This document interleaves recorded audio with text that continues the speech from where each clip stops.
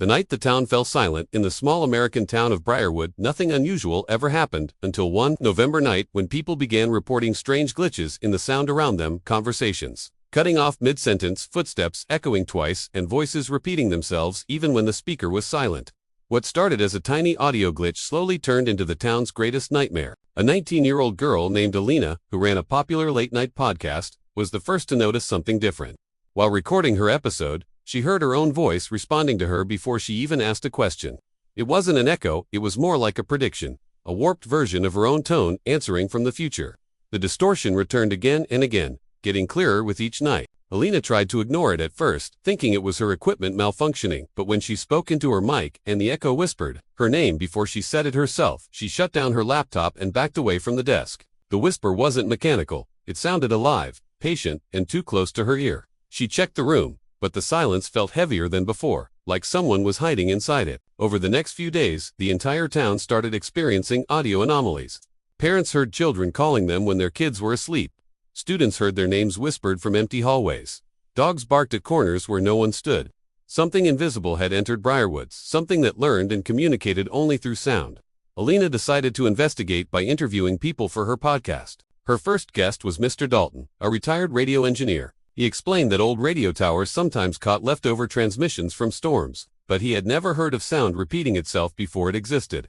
His hands shook as he told Alina that the voice he heard in his home was in Tia Glitchit was mimicking his late wife perfectly.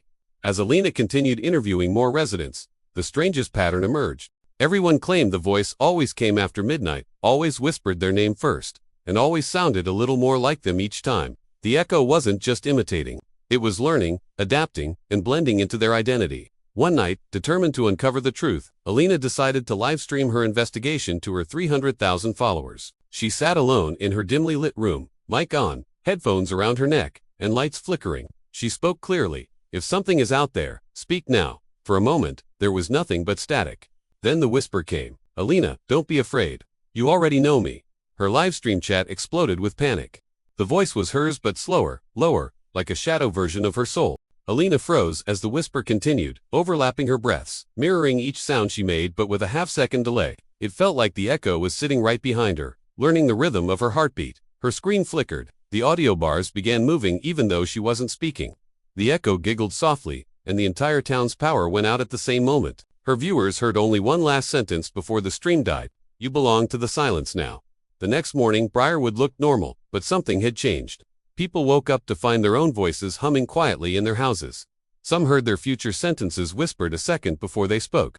Others claimed the echo responded with emotions, anger, sadness, or laughter even when they didn't feel any of it themselves. By now, the police had become involved, thinking it was some kind of mass hysteria, but officers started hearing echoes of their radio calls whispered before dispatch even spoke. The chief ordered everyone to remain indoors after sunset, but by then, the sound entity had spread too far. Alina, shaken but determined, reviewed the corrupted audio files from her life. Hidden beneath the static, she discovered a repeating pattern of frequency that didn't match any known audio wave. It pulsed like a heartbeat, as if something was trying to communicate from inside the signal itself. That night, she drove out to the old abandoned Briarwood radio tower.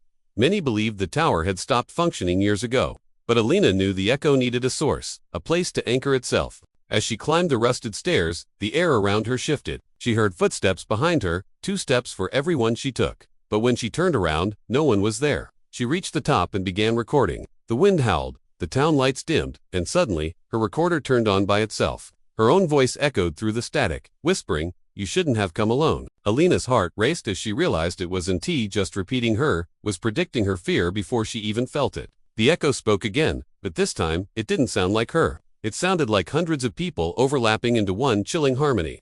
"We are the silence you ignore, we are the voices you forget, we learn from you, we follow you, we become you." Alina screamed and ran down the tower, but the echo chased her, matching her footsteps with double force.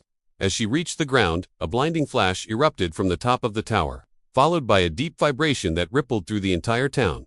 Every window shook, every light flickered, every echo stopped. For a moment, then the quiet became unnatural, the kind of silence that's.